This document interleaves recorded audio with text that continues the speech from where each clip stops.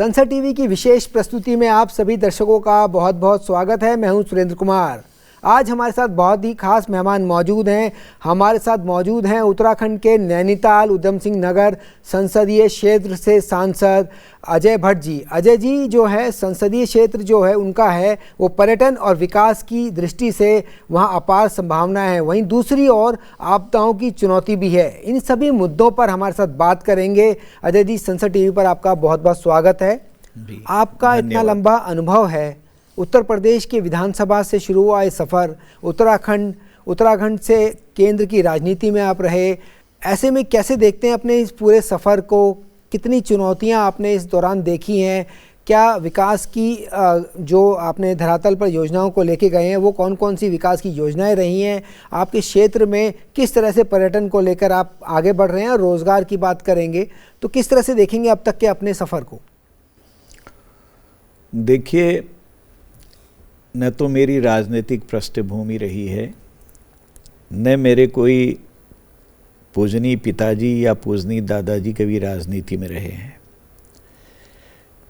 इतना ज़रूर मैं मानता हूं कि जो कहा हुआ है एवरीथिंग इज़ प्रीडेस्टाइन्ड, सब पूर्व निर्धारित है। जिसको जहां जाना होता है ऊपर वाले की व्यवस्थाएं हैं।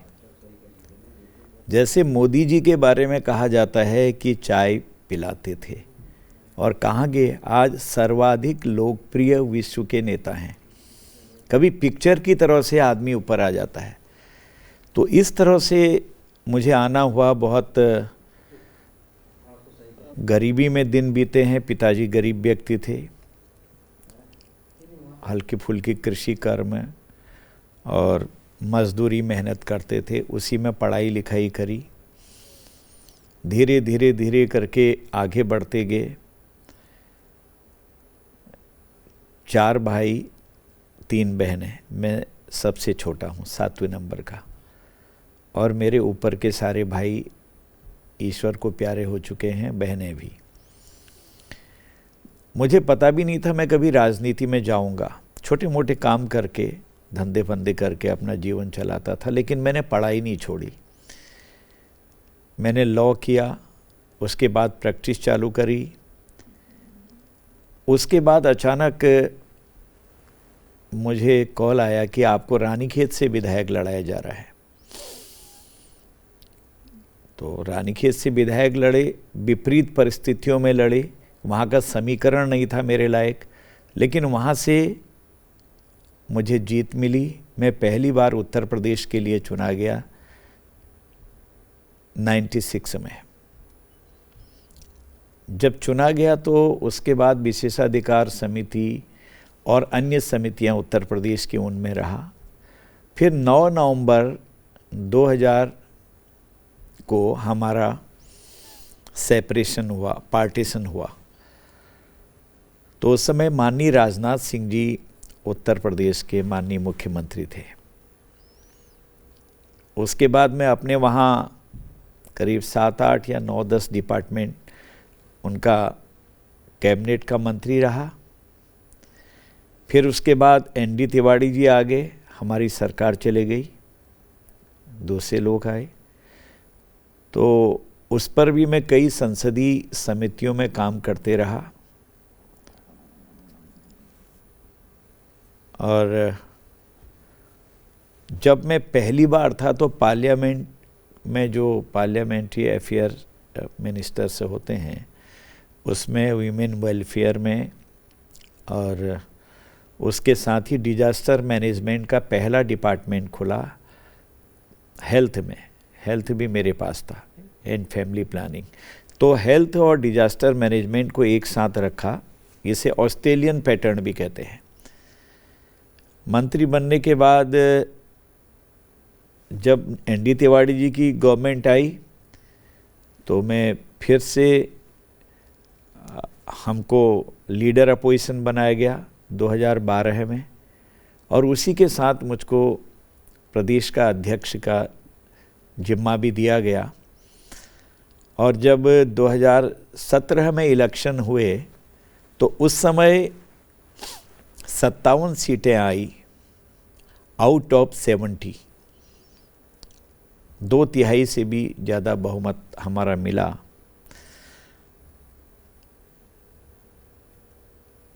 तब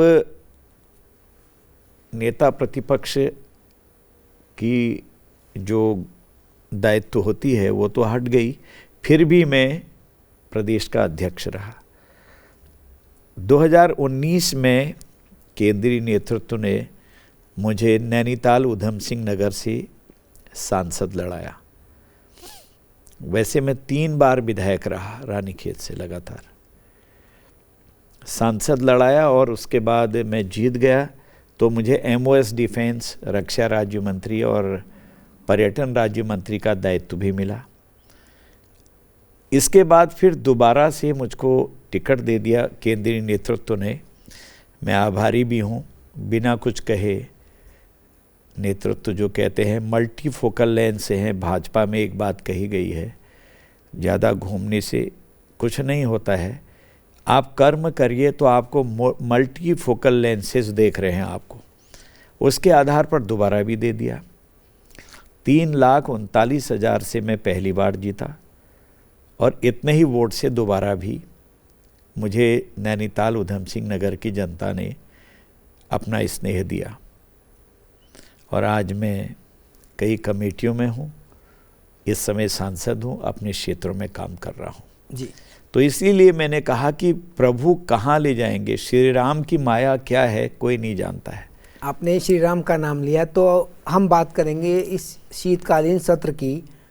तो ऐसे में अगर हम बात करें तो क्या देखते हैं, जो कैसा रहा ये शीतकालीन सत्र? इस दौरान वंदे मातरम पर भी चर्चा हुई, जी राम जी बिल पास हुआ।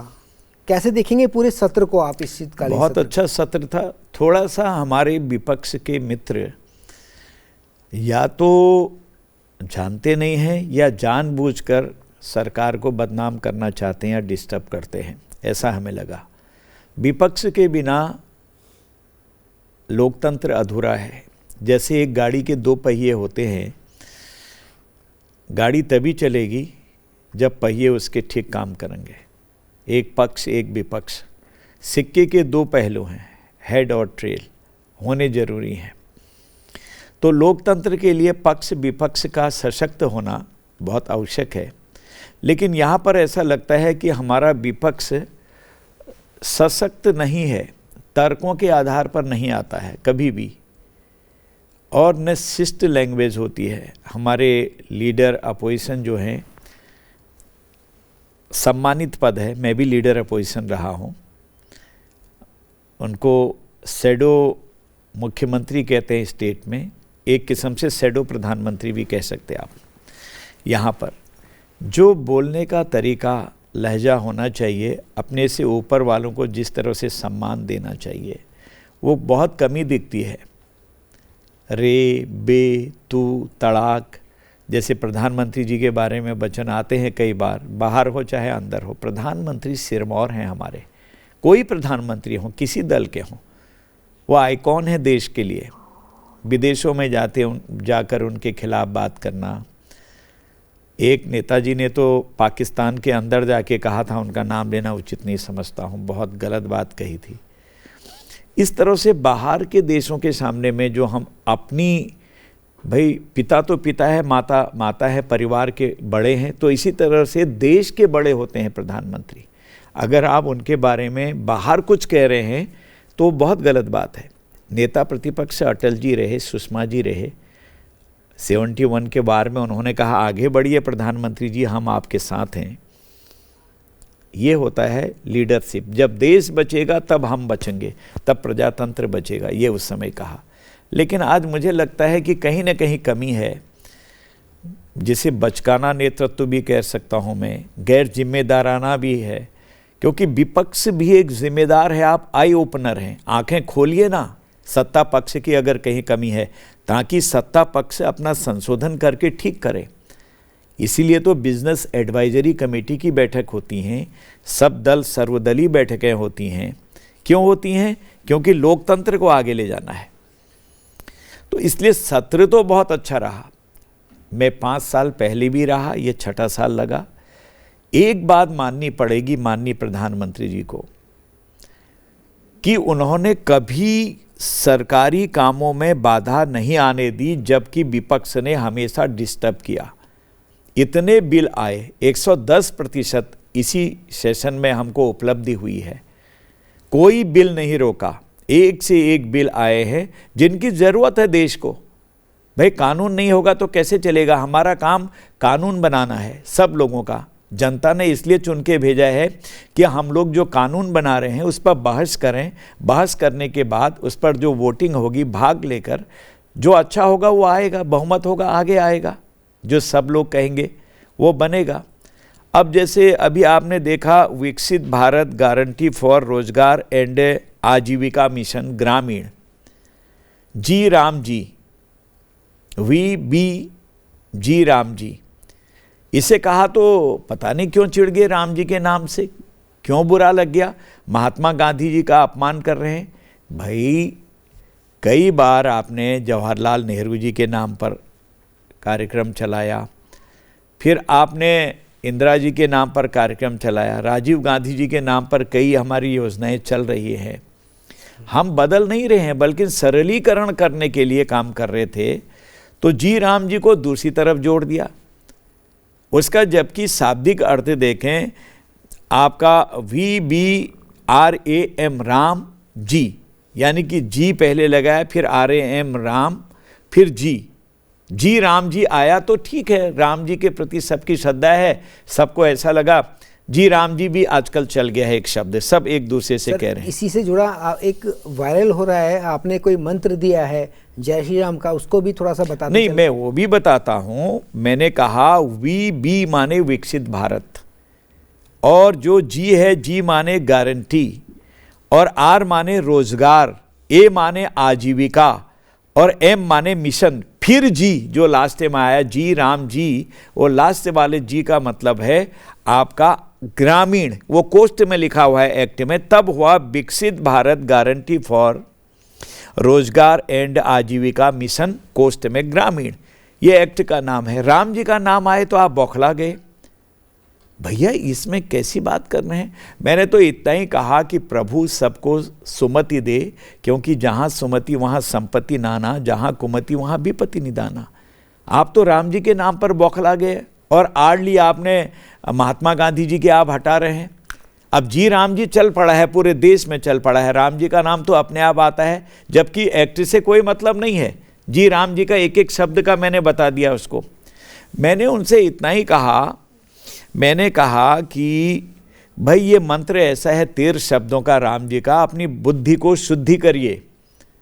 कोई जाति धर्म वर्ग क्षेत्र का आदमी है, कैसी भी विपत्ति आपको आई है तो श्री राम जय जय राम अगर आप जपेंगे तो बुद्धि शुद्धि होगी और आपकी मनोकामनाएं पूर्ण होंगी। पर आपकी मनोकामनाएं पूर्ण कहाँ होंगी? आप तो और नीचे को जा रहे हो। ये नाम तो जपना क्या, आपको तो इस नाम से एक किस्म से बड़ी एलर्जी टाइप में है। अयोध्या में वही हाल आपने किया, जगह जगह जाने के बाद कहीं पर भी, आज भी कहीं पर कोई बात होती है तो अयोध्या को आप भूलते नहीं हैं। लेकिन कृपा राम की थी, अपने आप ही अयोध्या 500 साल के बाद लौट के राज तिलक हो गया भगवान राम को। तो उनको आधार चाहे इस एक्ट के साथ आपने जोड़ा, लेकिन प्रभु की ऐसी कृपा है, न होते हुए भी उनका नाम इसमें आया। इसलिए मैंने कहा भाई देखिए, अपनी बुद्धि को शुद्ध करिए। अगर आप कोई परेशानी में हैं, श्री राम जय जय राम। अगर आपके घर में कोई संकट आया है, श्री राम जय जय राम। कई प्रकार की झंझटें होती हैं, कई मनोकामनाएं पूर्ण नहीं होती हैं, श्री राम जय जय राम। हर चीज़ पर मैंने कहा आप इसका मंत्र कर लीजिए, चाहे बैठे उठते हुए। 13 शब्दों का सिद्ध मंत्र है, साफ हो जाएगा। मैंने तो एक सत्य बात सबके सामने रखी। कुछ लोग हंसे भी, कुछ लोग ट्रोल में कुछ अलग भी लिख रहे होंगे। हमने कोई गाली तो नहीं दी जी, कोई अपशब्द भी नहीं कहा, अपनी संस्कृति के अनुरूप बोले। जो आप गलत बोलते हैं, हर बार राम जी के नाम से चिढ़ते हैं, उसके लिए भी बोला। आपकी दुर्गति क्यों हो रही, मैंने ये भी बोला। मैंने बोला कि सचिव वैद्य गुरु 3 जो प्रिय बोले भय आस, राज धर्म तन 3 कर होई बेग ही नास। सचिव वैद्य गुरु अगर पेशेंट को वैद्य या डॉक्टर डर के मारे प्रिय बोल के कहेगा नहीं साहब ऐसा नहीं है, बीमारी की क्या रोग होना चाहिए, ऑपरेशन हो रहा तो ठीक तरीके से करना चाहिए, आप डर रहे हैं। और सचिव गलत राय दे रहा है राजा को।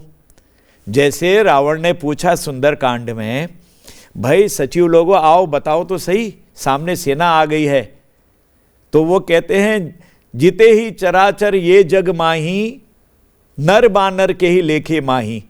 इस जग में तो हमने चराचर जीत रखा महाराज, आप तो इतने महान हैं, ये नर बानर क्या है, ये इनको तो खा जाएंगे, उड़ा जाएंगे। और अंत हुआ उनका। जबकि कुछ ही दिन पहले बजरंगबली भगवान ने, हनुमान जी ने लंका विध्वंस की थी।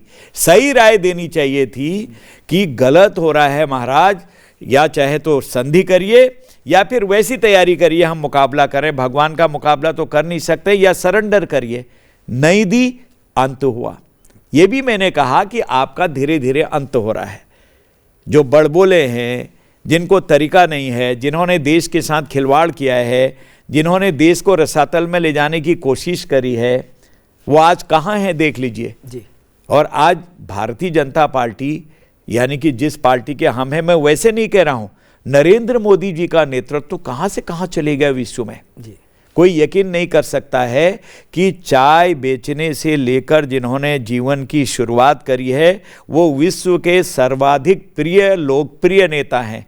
अभी आपने देखा पुतिन साहब आए देश में, आपने देखा होगा कहीं कमी जाते हैं, कहीं पर भी कहाँ कहाँ नहीं गए। इजराइल भी हम जाके आए, इजराइल के 6 जहाज़ों ने उनको पायलट करा जब वो आगे जा रहे थे। और उधर आपने देखा कि अपने अमेरिकन जो राष्ट्रपति महोदय हैं, वो मेरे दोस्त हैं कहते हैं, अगर थोड़ी बहुत कहीं पर खटपट भी होती है तो आज मोदी जी को सब लोग मानते हैं, उनको पूछते हैं कैसा है करके। हर इंटरनेशनल कोई भी इवेंट होता है, दुर्घटना घटना होती है, उस पर माननीय प्रधानमंत्री जी और या भारत की राय जानी जाती है, क्योंकि प्रधानमंत्री जी भारत का रिप्रेजेंटेशन करते हैं, हमारे नेता हैं। इसलिए जो मैंने कहा सचिव वैद्य गुरु तीन, जो भाई आप मानते ही नहीं हैं, आपके एडवाइज़र हैं, चाटुकार हैं, नमस्ते नमस्ते ऐसा है, आप तो बहुत ही अच्छे हैं, आप बहुत सुंदर हैं, आपने क्या कमाल कर दिया। ये नहीं, wrong is wrong, right is right, ऐसा कहने वाले एडवाइज़र चाहिए जी। सर अगर हम बात करें, आपने इतना लंबा अनुभव अपना बताया, कई मुद्दों पे बात राय रखी, आपके संसदीय क्षेत्र की बात करें, मैदानी और पहाड़ी दोनों क्षेत्रों का मिश्रण है। पर्यटन की दृष्टि से देखें, चुनौतियों की दृष्टि से देखें, और आपके क्षेत्र में अब तक हुए कामों की दृष्टि से देखें, तो क्या उपलब्धियां आपके क्षेत्र की रही हैं? बहुत उपलब्धियां हैं। मेरे से पहले मेरे क्षेत्र का प्रतिनिधित्व स्वर्गीय पूजनीय नारायण दत्त तिवारी जी, पूजनीय केसीपन जी करते थे, और हमारे साथी बल्लाद जी समेत, पांडे जी समेत कई लोग हैं, एक लंबी फेहरिस्त है, इलापन जी समेत। और अभी तो जो महाराष्ट्र के राज्यपाल रहे माननीय भगत सिंह कोश्यारी जी थे मेरे से पहले। अब विकास तो सतत चलने वाली प्रक्रिया है, काफ़ी उन लोगों ने भी विकास किया और हम भी लगे हैं। जैसे एक जमरानी बांध था, तराई खाली हो रही थी, पानी का लेवल बहुत नीचे चले गया था, अंडरग्राउंड वाटर लेवल, तो लोग अपने मकान बेच रहे थे। मैंने उसको आते ही संसद में उठाया। मैं प्रधानमंत्री जी का बहुत आभारी हूँ कि एकदम से सारे पीएमओ ने वहाँ के अधिकारियों को बुलाकर जितनी रुकावटें थी हेडिल से वो रोक दी और उसमें पैसा दे दिया, और आज वो बांध बनने लग गया है। ऐसे ही मैं छोटी छोटी बात नहीं, बड़ी बात, कितनी ट्रेन हमने लगा दी हैं। अमृतसर के लिए ट्रेन की ज़रूरत थी हमारे यहाँ से, पश्चिम बंगाल के लिए ट्रेन की ज़रूरत थी, दिल्ली के लिए नई ट्रेन की ज़रूरत थी, तो सब जगह से ट्रेन लग रही हैं जगह जगह के लिए। अभी वंदे भारत जो एक्सप्रेस है उसके लिए भी हमारा पाइपलाइन में है, और मैं समझता हूँ कामाख्या देवी माता जी के दर्शन के लिए लोग ट्रेन से जा पाएंगे। अयोध्या वाले ट्रेन भी पाइपलाइन में है, एक से एक जगह पर। अब नैनीताल जब आप आएंगे, मैं निमंत्रण देता हूँ पूरे देश के लोगों को, ज़रूर आइएगा। वहाँ पर 710 करोड़ रुपए हम उसको नैनीताल को सजाने के लिए उनकी सड़कों को डबल रोड बनेगी, बिल्कुल जैसे यहाँ है दिल्ली में, इसी तरह की सड़कों के लिए वो भी स्वीकृत हो गया। गडकरी जी ने वहाँ आकर अभी श्री गणेश की है। मैं प्रधानमंत्री जी को और गडकरी जी को बहुत धन्यवाद देता हूँ कि अभी सीधे हल्द्वानी से हरिद्वार के लिए एक सड़क बन रही है, बिल्कुल नई। तो वो ग्रीन सड़क होगी, ब्राउन नहीं है। ब्राउन मतलब पुरानी सड़क को ही चौड़ी करना, लेकिन ये बिल्कुल न्यू होगी, जिस तरह से एलिवेटेड भी कह सकते हैं इसको आप। वो सड़क को यहाँ से बना के आप जब बनाएंगे हल्द्वानी, और यहाँ एक पर्यटक स्थल है हमारा, धार्मिक पर्यटक नगरी हरिद्वार, और एक हल्द्वानी जो हमारा है पर्यटक नगरी, उसके ऊपर नैनीताल है पहाड़ पर। तो दोनों जुड़ जाएंगे। समय कितना लगेगा? 2 से ढाई घंटा, जहाँ 5 से 7 घंटे लगते हैं, 5 से 6। और इसी तरह से हल्द्वानी से दिल्ली तक एक हम एलिवेटेड रोड बनाने के लिए भी गडकरी जी से मैंने प्रार्थना की है, उस पर भी कार्रवाई चल रही है। तो हम जिस तरह से हमारे राज्य की राजधानी देहरादून से दिल्ली अब 2.5 घंटे में आप आ जाएंगे, जहाज़ से पहले पहुंचेंगे, कार से, कितनी बड़ी सुविधा हो रही। वैसी सड़क बनाने के लिए, एलिवेटेड के लिए भी प्रपोजल जो है उस पर भी कार्य हो रहा है, ये भी हमारा आगे आ जाएगा जी। अभी हमारा स्पोर्ट्स का विश्वविद्यालय खुलने जा रहा है। गौला नदी ने तहस नहस करके काट रखा, स्टेडियम काट दिया है, उसके लिए भी हमारी सरकार वहाँ पर काम कर रही है। फोरेंसिक लैब के लिए माननीय गृह मंत्री जी ने अभी 250 करोड़ रुपए अलग से दिया है वहाँ के लिए।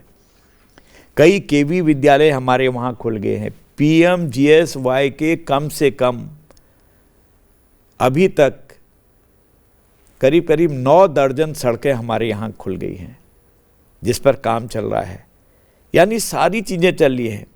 एयर स्ट्रिप उड़ान योजना में, जो हमारी केंद्र सरकार की उड़ान योजना है, उसमें पर्वतीय क्षेत्रों में जहां 7 घंटे 10 घंटे 16 घंटे लगते थे, वहां 20 मिनट 25 मिनट पर हम लौट के आ रहे हैं। मुनस्यारी तक जा रहे हैं, पिथौरागढ़ जा रहे हैं, अल्मोड़ा जा रहे हैं, हल्द्वानी से उड़ान है, पंतनगर से उड़ान है, कहीं भी पौड़ी हैं, उत्तरकाशी है।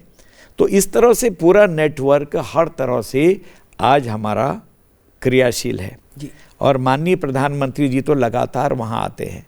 केदारनाथ को संवार दिया, बद्रीनाथ जी को संवार दिया, गंगोत्री यमुनोत्री को संवार दिया, तहस नहस हो गए थे। मैं उस समय लीडर अपोजिशन था, मैं खुद ही देखने के लिए गया। जो हालात थी, यकीन नहीं कर सकता कोई कि केदारनाथ ऐसी स्थिति में थे, तहस नहस। इसी की मैं बात करूं तो सर, जिस तरह की चुनौतियां आपके संसदीय क्षेत्र में हैं, पर्यटन की दृष्टि से बात करें, पर्यावरण की दृष्टि से बात करें, हम बात करें बाढ़ की, भूसंकलन की, ऐसे में जो चुनौतियां हैं उसको कैसे लेके चल रहे हैं? क्योंकि अब ये सालाना हो गई हैं, हर साल चुनौतियां हमारे पर्वतीय राज्यों में जरूर हैं जी। हमको भी कष्ट है, तो हम pre disaster, duration disaster, after disaster, इसकी व्यवस्था कर लेते हैं। जैसे हमको पता है हिमपात होने वाला है, तो अभी से राशन चले जाएगा ऊपर, गैस चले जाएंगी, और किस्म की जितने आवश्यक चीज़ें हैं वो ऊपर चले जाएंगी। अब हमें पता है बरसात होने वाली है, तो तुरंत हमारे गोडाउन से ऊपर हर ज़िले के अनाज चले जाएगा, तेल चले जाएगा, मसाले चले जाएंगे, ताकि जा नहीं सकता है। तो हमारी तैयारी पूरी रहती है। प्री डिजास्टर क्या करना चाहिए, कोई आपदा आने से पहले, ड्यूरेशन क्या करना चाहिए, NDRF, SDRF, district administration, police forces, सारी चीज़ें हमारी लगी होती हैं वहाँ पर भी। और आफ्टर डिजास्टर, जो डिजास्टर ले गया, उसके बाद कैसे संभालें। आपने देखा अभी धराली में आया, उत्तरकाशी में, कई जगह इतनी बड़ी भूस्खलन हुए हैं, संभालना मुश्किल होता है, लेकिन हम संवारते हैं, उसको संभालते हैं। हमारी जो स्थानीय सरकार है और केंद्र सरकार, मोदी जी, गृह मंत्री जी पल पल की खबर लेते रहते हैं, कहाँ कैसे हुआ।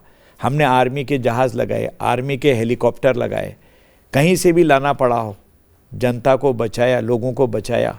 और जो कमियां थी, जो जिस चीज़ की ज़रूरत थी, उसको हम देते हैं। ये हमारी नियति में लिखा है।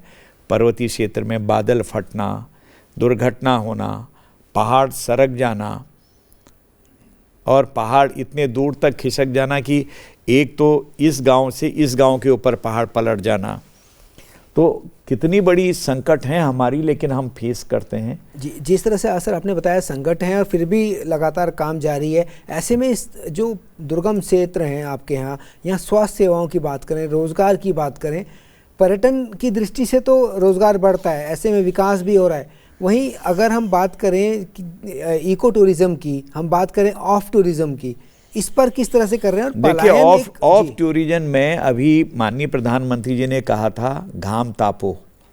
इस समय यहाँ कोहरा है दिल्ली समेत पूरी तराई मैदानी क्षेत्र में। अगर आप नैनीताल जाएंगे, आप उत्तरकाशी जाएंगे, आप देहरादून से ऊपर मसूरी जाएंगे, आपको विटामिन डी भरपूर मात्रा में तेज़ धूप मिलेगी। सुबह शाम थोड़ा बहुत ठंड होती है, पहाड़ है, अगर बर्फ़ नहीं गिरा है तो ठंड होती है, और बर्फ़ गिर गई तो तब भी ठंड बढ़ेगी, लेकिन दिन में तेज़ धूप आती है। कुछ समय बर्फ़ गिरते समय ज़रूर बादल रहते हैं, लेकिन आजकल का मौसम सुहावना है। जैसे हॉल्टी टूरिज़्म है, मैंने संसद में भी उठाया है कि हमको इसको बढ़ावा देना चाहिए। आध्यात्मिक केंद्र हमारे बहुत हैं, वहाँ पर ध्यान लग जाता है। ऑटोबायोग्राफी ऑफ ए योगी अगर आपने पढ़ी हो, दुनिया के लोग पढ़ के वहाँ आते हैं। योगी कथामृत योगनंदा जी ने लिखा है, योग कैसे फैला, कैसे लाहिड़ी महाशय को ज्ञान दिया गया उस केप में जो अल्मोड़े ज़िले की पांडखोली में है, द्वाराहाट विकास खंड में। दुनिया टूट के आती है आज वहाँ। योगदास सत्संग सोसाइटी के वहाँ पर बहुत बड़े कार्यालय और बहुत बड़े अपने रेस्ट हाउसेज भी बन रहे हैं इस समय। उस केप को देखने के लिए जाते हैं, तो टूरिज़्म आ रहा है। इस समय नैनीताल में सुनसानी छा जाती थी। आप जाएंगे, आपकी 50, 60, 100 नावें आज के दिन में भी आपको तैराकी करते हुए दिखेंगी ताल में। यानी कि बदल रहा है सब कुछ। जी, जो मोदी जी ने कहा घाम तापो, नीचे अगर आपका पॉल्यूशन है, कई चीज़ें हैं, तो ऊपर आपको शुद्ध वायु है जी। और आज कई लोग, देश के लोग पर्वतीय क्षेत्र में आ रहे हैं और लोग बाहर निकल रहे हैं। वहाँ की ऑक्सीजन की कोई कमी नहीं है। स्वास्थ्य सेवाएं हमारी चुस्त और दुरुस्त धीरे धीरे हो रही हैं। डॉक्टर्स की कमी जरूर है, लेकिन उसमें भी हम व्यवस्थाएं कर रहे हैं। दूर दराज में भी ऑक्सीजन रहित कोई हॉस्पिटल नहीं है। अगर 4 बेड का हॉस्पिटल भी कहीं है तो ऑक्सीजन कंसंट्रेटर हमने वहाँ लगाए हुए हैं। जो मोदी जी ने पहले कहा था आपदा के समय, जिस समय कोरोना आया था, तो इस तरह से हर चीज़ को संवारने का हम काम कर रहे हैं। जैसे अटल जी ने हमको राज्य दिया, मोदी जी उसको संवार रहे हैं। केदारनाथ में ध्यान लगाते हुए आपने देखा होगा मोदी जी को, उसमें लंबी एक फेरिस्त लगी हुई है, सूची लगी हुई है, लोग ध्यान लगाने आते हैं, देखने के लिए आते हैं। कब बना दिया होगा केदारनाथ, कैसे बना होगा? इतने भारी पत्थर, न रोड थी न सड़क था, और रास्ते में ले कैसे गए होंगे जबकि गिरने का डर था। यह मिरेकल है, आश्चर्य हैं। ये देवभूमि इसीलिए कही गई है। कहाँ आपके तुंगनाथ हैं, कहाँ आपके पंचप्रयाग हैं, तो आप देखते जाएंगे वहाँ तक भी लोग जाते हैं। पर्यटन तो बहुत साहसिक पर्यटन है, आध्यात्मिक पर्यटन है। हमारे वहाँ पर्यटक आते रहते हैं। इस बार केदारनाथ में रिकॉर्ड हमारे 4 धामों में पर्यटक आए हैं। लोगों की श्रद्धा है। अभी देखिए नीम करौली महाराज के वहाँ तांता लगा रहता है। 5-5 घंटे लोग जाम में फंस जाते हैं। नैनीताल जिले के, आपको पता है, कैंची धाम के नाम से वहाँ की तहसील का नाम, एसडीएम कोर्ट का नाम भी कैंची धाम पड़ गया है। तो क्या नहीं है हमारे पास? पुण्यागिरी हमारे पास है। आदि कैलाश माननीय प्रधानमंत्री जी गए थे। गुंजी, कुट्टी, ये जितने भी आपके ऊपर के गांव आए हैं, आपके गरव्यांग, तो यहाँ पर होम स्टे खुल गए हैं। आज अच्छी व्यवस्थाएं हो गई, कभी सोचा भी नहीं होगा किसी ने। जहाँ पर हमारे देश का एक कैलाश मानसरोवर जाने वाला दल दबा हुआ है, जिसमें प्रतिमा बेदी जी भी दबी हुई हैं, आज तक नहीं निकल पाई। आज सड़क बना दिया हमने, गुंजी तक जा रहे हैं हम। गुंजी से आगे चले गए, आदि कैलाश तक चले गए हम। लोगों का तांता लगा है, जहाँ लोग जाते नहीं थे आज लोग वहाँ पर जा रहे हैं। 30,000 लोग साल के जा रहे हैं, जहाँ मुश्किल से 1000 लोग भी नहीं जाते थे। ऐसी सुविधाएं जगह जगह दे रहे हैं। तो इसलिए पर्यटन हमारा आधार है। आप चाहे भीमताल से लीजिएगा नीचे से और ऊपर को ले लीजिएगा, आप रामगढ़ आज भर गया है पूरा।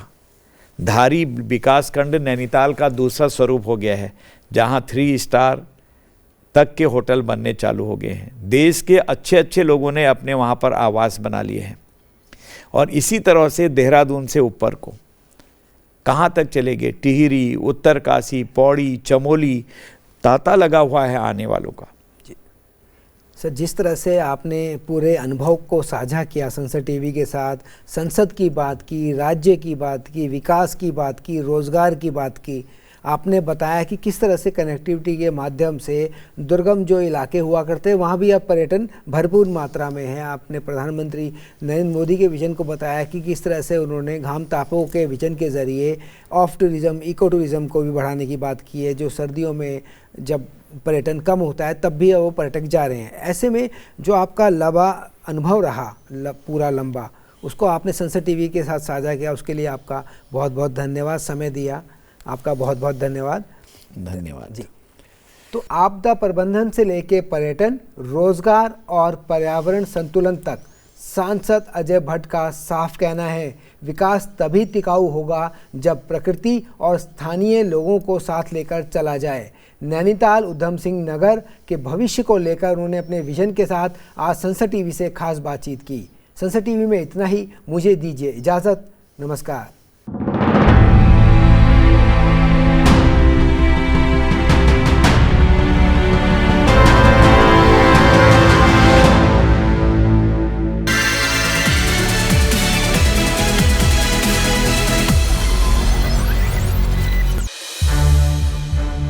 संसद टीवी के और भी प्रोग्राम्स देखने के लिए सब्सक्राइब करें हमारा YouTube चैनल और हाँ, इन्हें लाइक और शेयर करना ना भूलें।